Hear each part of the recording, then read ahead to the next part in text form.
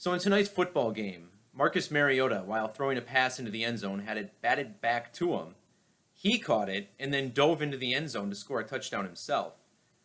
Now, I watched Favre play for 16 years up in Green Bay, and I saw a lot of freak plays at the quarterback position. I even saw him catch some of his own passes, but never score a touchdown after doing so. So this was a pretty rare play. Turns out it had only ever happened once in NFL history, and that was when Brad Johnson, who played for the Minnesota Vikings at the time, was playing in a game week 7 against the Carolina Panthers, had a ball batted back to him, he scurried into the end zone, scored a touchdown. Now, if you don't know this, professional sports are rigged, and they're done so by the numbers. And this alone might not convince you that this is the case, but this is just one of, a piece of mountain of evidence, I should say, that this is the case. So let me explain to you how this ritual here was constructed. And on my channel, I talk a lot about solar eclipses and how important they are to these numerologists who are running the show, both in politics, in mainstream media, video games. It's all the same, professional sports as well. So if you measure back to the date that Brad Johnson threw his touchdown pass to himself, you get 1,056 weeks.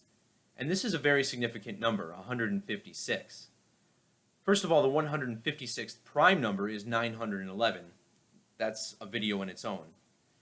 But 156, this is the Hebrew Gematria of the word eclipse, which a lot of this numerology is centered around. This is also the gematria of the word 33 when you type it out using the alphabetical order. Let's just show you my calculator here. 33, when you write it out, sums to 156 using the alphabetic order. And the word eclipse, using the reduction method, where each letter is reduced to a single digit before adding it to the equation, eclipse sums to 33. Now, today it was Mariota. Mariota is from Hawaii. Hawaii is one of the 3 states that sum to 33 using this method. And Marcus Mariota, by the way, was born on the date October 30th, which is the 303rd day of the year. So already you see this 33, 156 sink in play. So let's look at Brad Johnson's age when he threw that touchdown pass to himself. That was on the date October 12th, 1997. He was born September 13th, 1968. That makes Brad Johnson 29 years and 29 days old. Now, the term for solar eclipse, using Hebrew gematria, Hebrew is the language where gematria not necessarily originated, but where it really gained its roots. It's what the Torah was written in, the original Bible. And solar eclipse, in their reduction method, sums to 29. So, coincidental enough that this is the same number. He's the same number of days after his birthday as his age. But also consider that Marcus Mariota just threw his touchdown pass to himself 29 days before the Super Bowl, which is being played on February 4th. See that? 29 days. And the Super Bowl is being played in Minnesota. It was Brad Johnson playing a home game for the Minnesota Vikings when he threw his touchdown pass to himself back in 1997. Well, Brad Johnson, using the alphabetic order, again, let's just pull up the calculator and verify this. The name Brad Johnson, using the alphabetic order, sums to 120. Now, when you flip the alphabetic order around, and let's say make Z as 1, Y as 2, all the way up through A as 26. So keep your eye on the reverse method. And the word eclipse equals 120 there. Recently, just this past year, we had a more rare type of eclipse called a total solar eclipse that went from coast to coast here in America. Total solar eclipse equals 257 using the reverse order. And if you look at Brad Johnson's birthday, September 13th, this was a leap year, 1968. So he was born on the 257th day of the year. How about that? Now, the term for total solar eclipse in Hebrew, ordinal, sums to 119. The date that he threw that touchdown, 10 plus 12 plus 97, that sums to 119. Now, using the English alphabet, total eclipse, let's just pop this in the calculator. Total eclipse equals 137. This is the 33rd prime number, by the way. If you come to my website, just click on that number. You get a little menu with some number properties. You see it's the 33rd prime number. And this touchdown was scored 137 days before the next total solar eclipse. So again, this is talking about the one Brad Johnson threw back in 1997. The next total solar eclipse, these things only happen about once every year and a half on average, was 137 days later, just like the Gematria of total eclipse. Now, if you measure from this year's eclipse, which was on August 21st, 2017, to the date of this game, you get a span, including the end date here, of 139 days. And think about the birthday, Brad Johnson's birthday, 13/9, the 13th of September. So, now today's date numerology sums to 45. You take 1 plus 6 plus 20 plus 18, you get 45. Marcus Mariota was born on the date 10/30.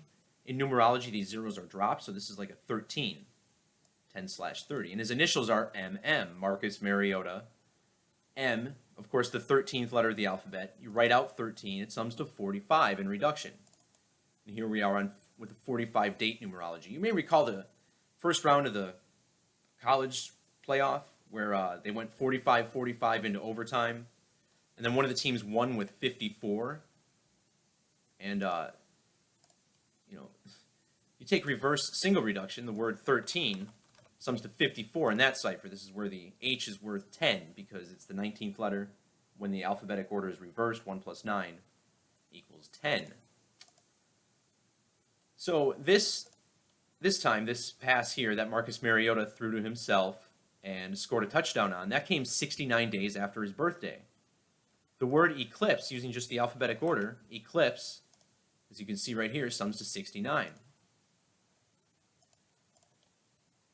And how about this? He just turned 290 months old about a week ago, 290 months. And in Hebrew Gematria, the full cipher, total solar eclipse, equals 290. So if you're not sold that something else is going on behind these football games, I don't know how to help you.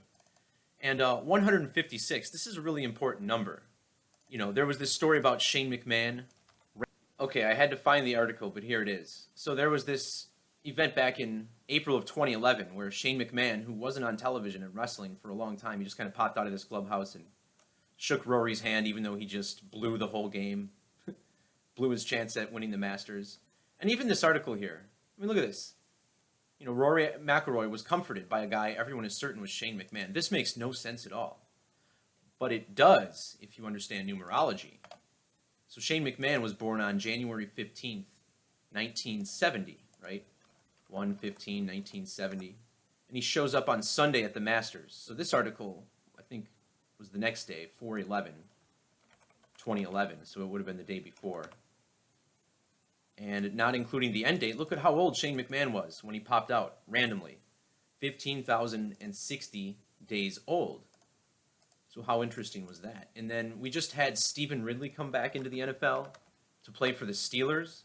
You see him, his birthday is January 27th, 1989. And when you measure from his birthday to the date that he came back and played on Monday Night Football, including the end date, he was 10,560 days old. And look how many months he was old. If you take the months, he was 346 months, and that game finished 34-6. So, how strange is it that his name was Ridley, like a riddle, and sure enough, you can extract the score from his age. So I just wanted to point that out. I thought this was pretty interesting, pretty solid as far as what's really going on with these sports. So if you want to check out my blog, it's going to be linked below. Thanks for watching. You guys have a good one.